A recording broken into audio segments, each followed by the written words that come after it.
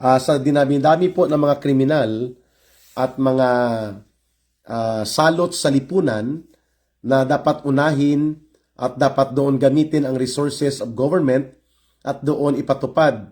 ang law enforcement power of the Philippine National Police, kagaya po ng mga kidnap o ransom group, yung panunumbalik ng mga sindikato sa droga,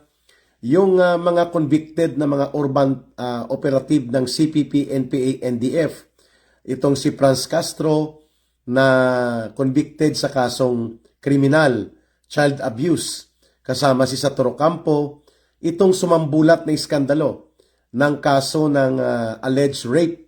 na paulit-ulit na ginagawa ng mga opisyal ng Kabataan Party List ayon sa isa sa mga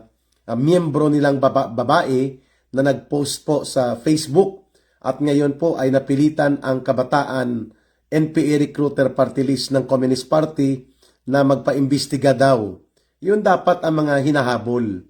Doon dapat po nakapokus ang tamang paggamit ng resources, no, ng ating mga